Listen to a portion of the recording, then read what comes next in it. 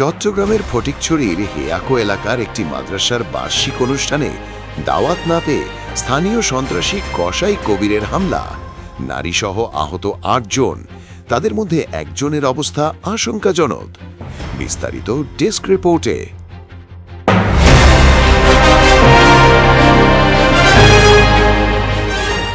চট্টগ্রামের ফটিকছড়ি উপজেলার দাঁতমারা ইউনিয়নের হেয়াকো এলাকায় একটি মাদ্রাসার অনুষ্ঠানে দাওয়াত না দেওয়াকে কেন্দ্র করে সংঘটিত সন্ত্রাসী হামলায় নারীসহ অন্তত ৮ জন আহত হয়েছেন।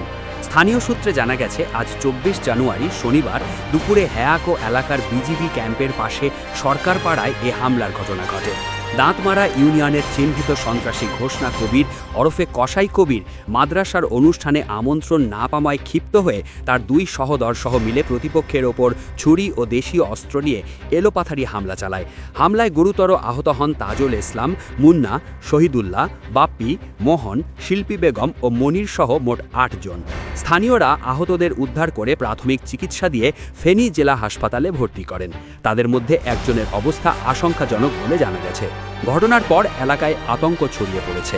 প্রত্যক্ষদর্শীরা জানান, প্রকাশ্য দিবালোকে এমন হামলার ঘটনায় সাধারণ মানুষের নিরাপত্তা নিয়ে নতুন করে উদ্বেগ দেখা দিয়েছে।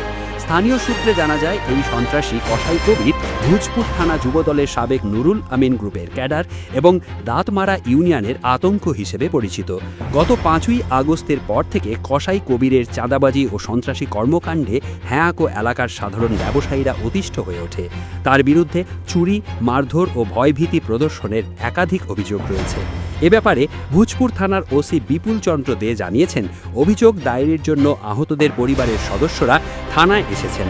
তাদের সাথে কথা বলে অভিযুক্তদের বিরুদ্ধে ব্যবস্থা নেওয়া হবে। তবে এলাকাবাসী দ্রুত হামলাকারীদের গ্রেপ্তার ও দৃষ্টান্তমূলক শাস্তির দাবি জানিয়েছেন। ডেস্ক রিপোর্ট, দৈনিক।